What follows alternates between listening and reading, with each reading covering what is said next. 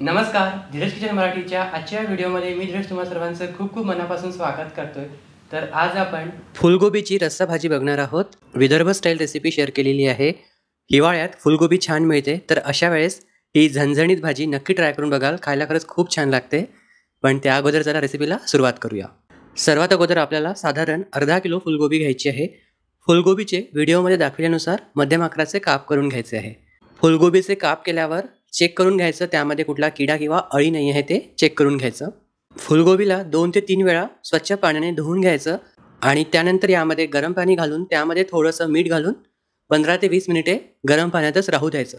तर अशा प्रकारे फुलगोबी जी आहे ती साफ करून घ्यायची।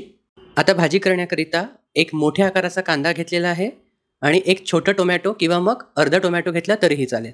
त्यानंतर वाटण तयार करण्याकरिता लोखंडाचा तवा किंवा लोखंडाच्या पॅनमध्ये 1 मोठा चमचा तेल गरम करून घ्यायचं। त्यामध्ये 1 चमचा जिरे, इथे काही खडे मसाले घेतलेले आहे। त्यामध्ये तमालपत्र, हिरवी वेलची, कलमीचा तुकडा, लवंग, काळी मिरी, दगडफूल, स्टारफूल हे सर्व घेतलेलं आहे। तर थोडे थोडे तुकडे घेतलेले आहे, फार जास्त नाही घ्यायचे।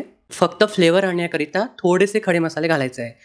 त्यानंतर जो एक कांदा घेतलेला होता त्याला उभा चिरून यामध्ये घालायचा आहे आणि गॅसचा फ्लेम मीडियम टू हाय ठेवून कांदा छान गोल्डन ब्राऊन होतपर्यंत परतून घ्यायचा आहे। जर तुम्ही कंटिन्युअसली परतत असाल तर गॅसचा फ्लेम मीडियम टू हाय ठेवायचा। तर तुम्ही बघू शकता कांद्याला छान सोनेरी रंग आलेला आहे, इथपर्यंत हा भाजून घ्यायचा। त्यानंतर यामध्ये आपल्याला सुकं खोबरं घालायचं आहे। तर इथे माझ्याजवळ ऑलरेडी भाजलेलं सुकं खोबरं आहे, तर इथे मी साधारण एक छोटा वाटी भाजलेलं किसून घेतलेलं सुकं खोबरं घातलेलं आहे। त्यानंतर एक छोटा चमचा खसखससुद्धा घातलेली आहे आणि आता आणखीन हे 4 ते 5 मिनिटे मीडियम फ्लेमवर परतून घ्यायचं। हा मसाला जर चांगला भाजला असेल तर भाजीला तवंग म्हणजे तर्री खूप छान येते, सोबतच चवही खूप छान लागते। तर हे आणखीन 4 ते 5 मिनिटे परतून झाल्यावर यामध्ये सगळ्यात शेवटी टोमॅटो घातलेला आहे। टोमॅटो अगदी थोडासा घालायचा, बऱ्याच जणांना आंबटपणा आवडत नाही तर स्किप केला तरी चालेल, पण या फुलगोबीच्या भाजीमध्ये थोडंसं टोमॅटो घालायचं। इतर वैदर्भीय भाज्यांमध्ये आपण टमाटर नाही घालत, पण मी स्वतः या भाजीमध्ये घालतो चव बॅलन्स होण्याकरिता। व सोबतच थोडीशी कोथिंबीर घातलेली आहे। या वाटणामध्ये थोडीशी कोथिंबीर घातल्याने तर्री जी आहे छानशी काळपट होते।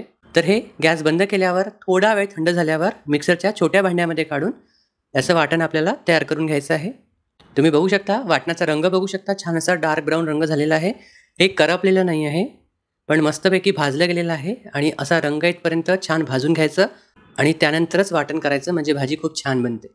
आता ज्या पॅनमध्ये आपण हे सगळं भाजून घेतलेलं होतं त्यामध्ये पाणी घालून गरम करून घ्यायचं, म्हणजे हेच गरम पाणी आपण भाजीमध्ये वापरणार आहोत। आता भाजी करण्याकरिता एका पॅनमध्ये साधारण 3 ते 4 मोठे चमचे तेल गरम करून घ्यायचं।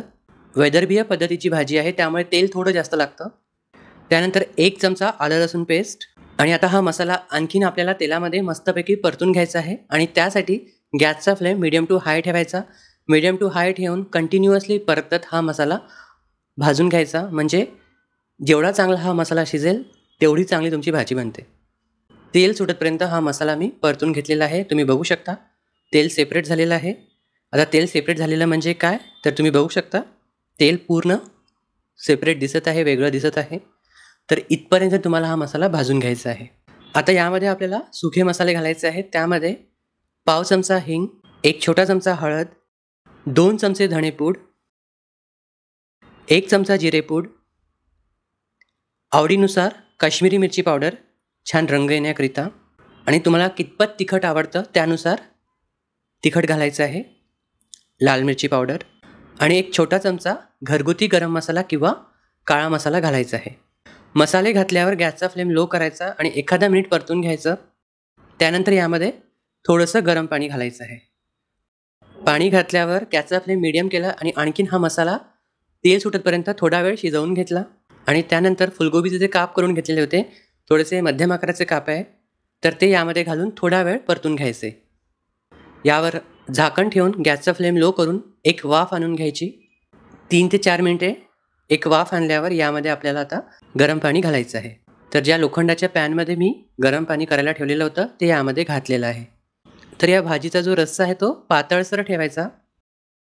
त्यानंतर यामध्ये वरतून चवीनुसार मीठ घालायचं आहे। तर तुम्ही बघू शकता भाजीला मस्तपैकी तवंग उतरलेला आहे। यानंतर आता यावर झाकण ठेवून गॅसचा फ्लेम लो करून गोबी शिजतपर्यंत ही भाजी आपल्याला शिजवून घ्यायची आहे। तर साधारण 10 ते 12 मिनिटे लो फ्लेमवर शिजवून घेतलेली आहे. फुलगोबी जी आहे फार सॉफ्ट नाही होऊ द्यायची. थोडीशी कडक असतानाच गॅस बंद करायचा, तेव्हाच ही भाजी खायला छान लागते. थोडीशी कच्ची किंवा थोडीशी कडक असतानाच गॅस बंद करायचा, म्हणजे खाताना मजा येते. तर इथे आपली ही भाजी झालेली आहे. गॅस बंद केलेला आहे. यावर आता वरतून बारीक चिरलेली हिरवी कोथिंबीर आणि याला छानपैकी तवंग सुटण्याकरिता यावर आता झाकण ठेवून साधारण 15 ते 20 मिनिटे तशीच राहू द्यायची. आणि 15 ते 20 मिनिटानंतर तुम्ही बघू शकता काय तवंग उतरलेला आहे. तर हीच मॅजिक असते वैदर्भीय पद्धतीच्या भाज्यांची. असाच छान असा तवंग असतो. तेल थोडं जास्त असतं. एखाद्या वेळेस खायला काहीच हरकत नाही, कारण चवीला खूप छान लागतात. गरमागरम पोळ्या पाहिजे किंवा गरमागरम बाजरीची भाकर असेल तर क्या बात. तर आजचा हा व्हिडिओ कसा वाटला मला कमेंट्समध्ये सांगायला विसरू नका. आणि हा व्हिडिओ शेवटपर्यंत बघितल्याबद्दल तुम्हा सर्वांचे खूप खूप मनापासून आभार. धन्यवाद.